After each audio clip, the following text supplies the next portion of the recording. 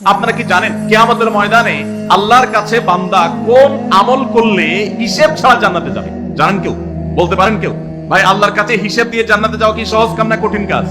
আরে আল্লাহর কাছে তো অনেক দূরের কথা। আপনি যে প্রতিষ্ঠানে চাকরি করেন তার মালিকের কাছে, উপরস্থ বসের কাছে একেবারে পুঙ্খানুপুঙ্খ করে প্রতিটা পয়সার হিসাব দিয়ে একদম সবকিছুতে পারফেক্টনেস প্রমাণ করা, এটাই তো একটা কঠিন কাজ, দুঃসাধ্য কাজ। সেখানে সারা জীবনের হিসাব আল্লাহর কাছে দিয়ে পাই পাই করে তারপর আপনি জান্নাতে যাবেন, বিষয়টা এত সহজ না। তাহলে হিসেব ছাড়া আল্লাহ তাআলা এমনিতে বলবেন হিসাব টিসাব নাই, তোমাকে এমনি জান্নাতে দিলাম, এটা চান আপনারা? দেখুন কোরআনে কারীম আল্লাহ তাআলা বলছেন, ইন্নামা ইউওয়াফাস সাবিরুনা আজরাহুম বিগাইরি হিসাব।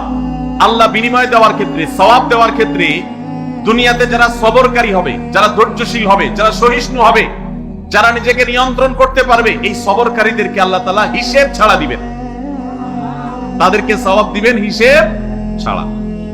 তাহলে আপনি যখন আপনার কর্মস্থলে থাকবেন আপনাকে ধৈর্য ধারণ করতে হবে। আপনি যখন পাবলিক পরিবহনে উঠবেন আপনার মাথা ঠান্ডা রাখতে হবে। আপনি যখন আপনার বাসা বাড়িতে থাকবেন আপনার মাথা ঠান্ডা থাকতে হবে।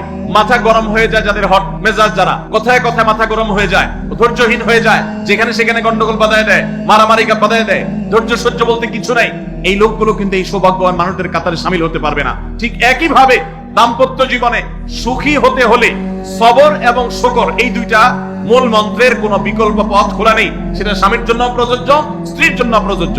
স্বামী হিসেবে আপনি স্ত্রী অনেক অনিয়মতা দেখতে পাবেন, অনেক কিছু দেখতে পাবেন আপনার আকাঙ্ক্ষা